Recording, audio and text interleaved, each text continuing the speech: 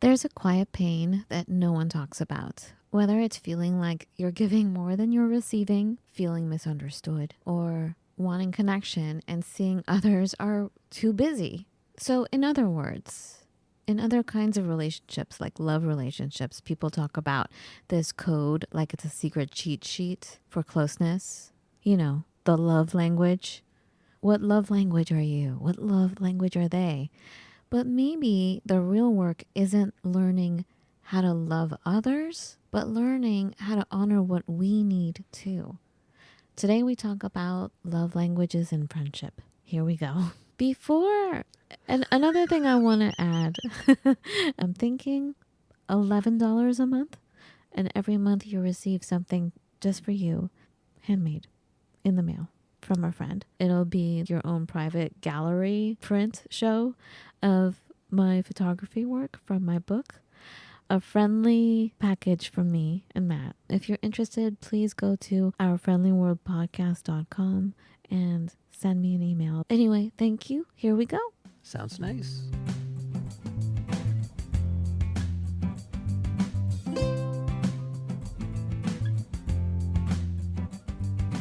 I am Fawn. And Matt.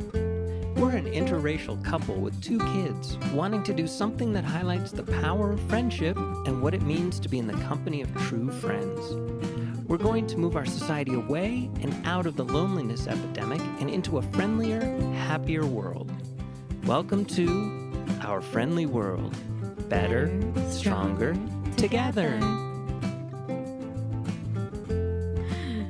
Welcome back, everybody. Hello. Can we maybe not call them love languages and just call them languages? Like, this is how you communicate. This is how I like to communicate. This is how I do it, as opposed to love. Yeah, I hate it. And also, I think that it was something that someone just wrote a book on and decided, I'm going to find 5 ways.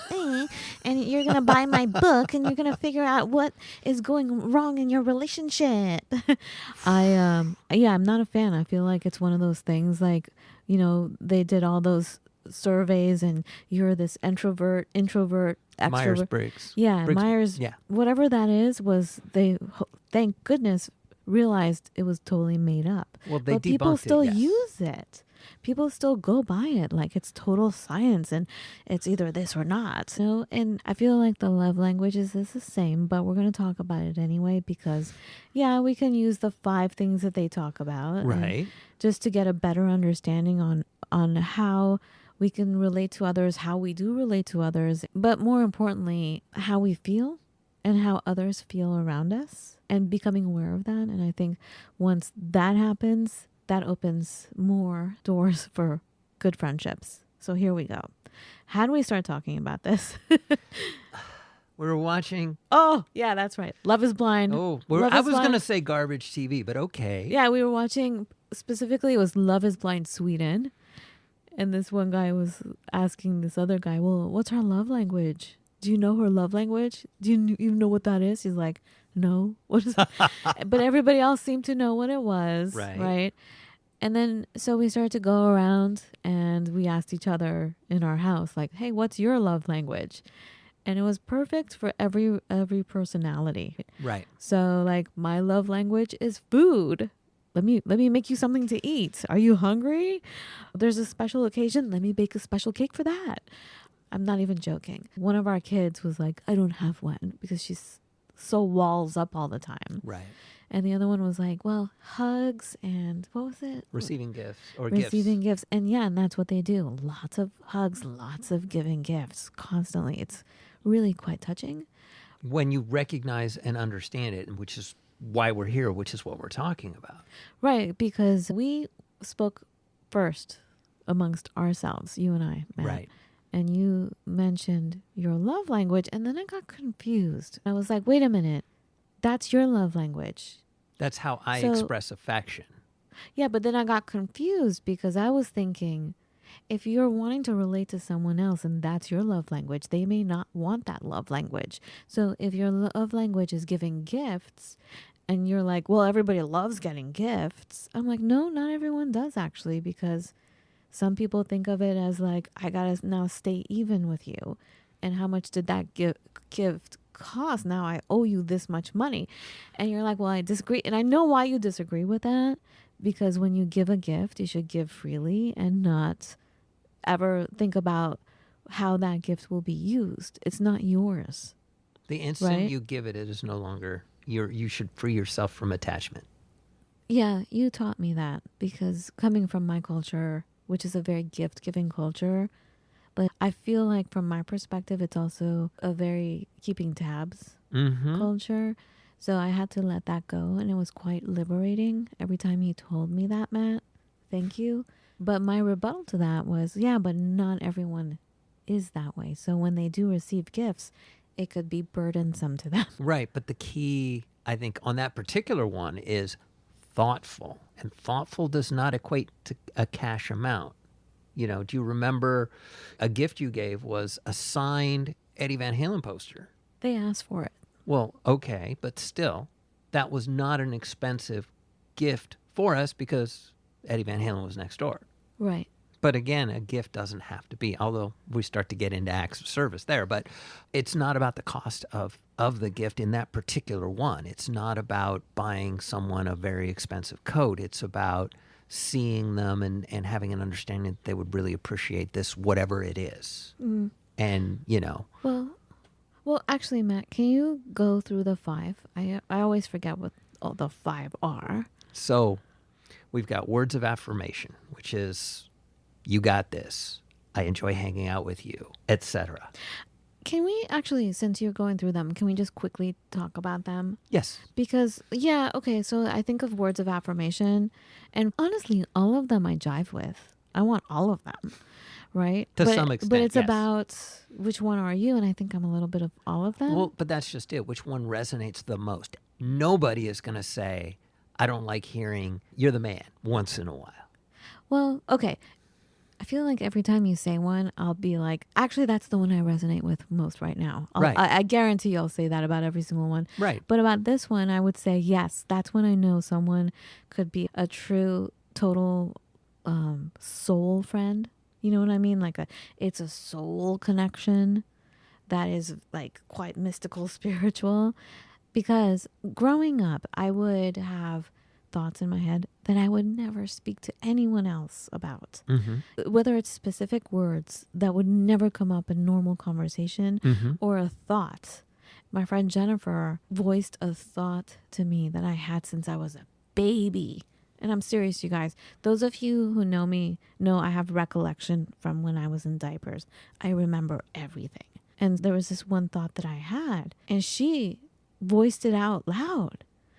And I'm like, okay, we're going to be best friends because she just repeated verbatim everything. Right.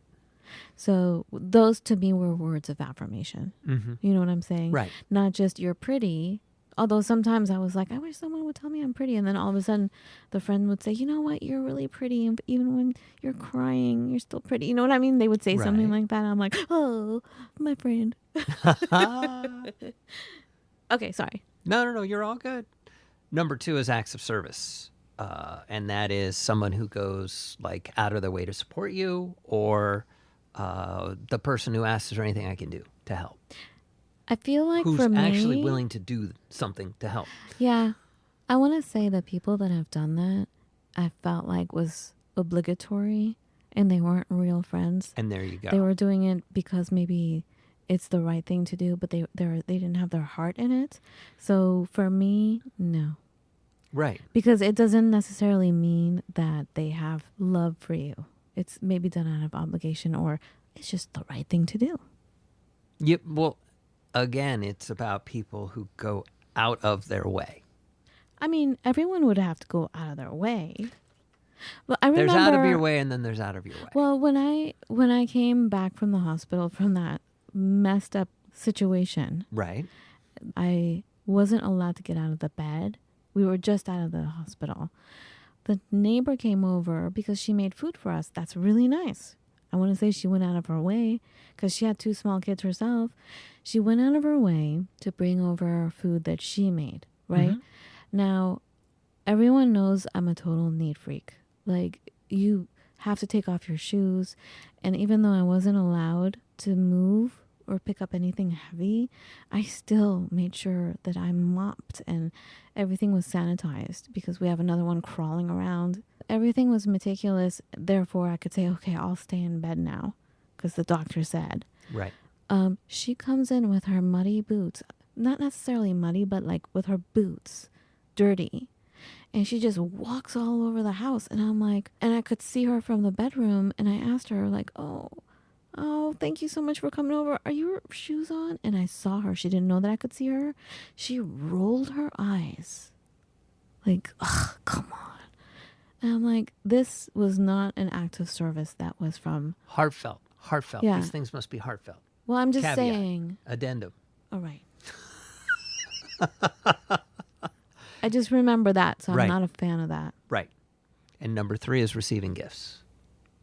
I'm not a fan of that either. Yeah, I know. To me, so many times. again, heartfelt. Yeah. Again, without no, a but sense they're- of obligation. Yeah. Again, I mean, these are deep. These I mean- aren't shallow. But if it's done with listening, like so many times I've told people, please don't send gifts like toys that you think, or just no toys, please, because we have a small house. We are trying to be very, very mindful of what comes in the house. We don't want a lot of things. And we're very, right now, mindful of what kids have. Right. So please do not send gifts, please. And people always think they're the exception to the rule. Even when you're laying it out for them Right. and wasting your breath talking about it, telling them details of why, and they still send it. And it's usually like one of my friends I'm thinking of always sends things that she's trying to get rid of because her kids are now grown. And now I'm doing the job she should have done.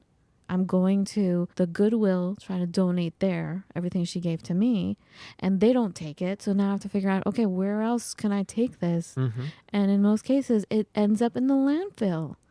So now it's in the Washington State landfill as opposed to the California landfill. Do you know what I'm saying? Like, you're making more work for me.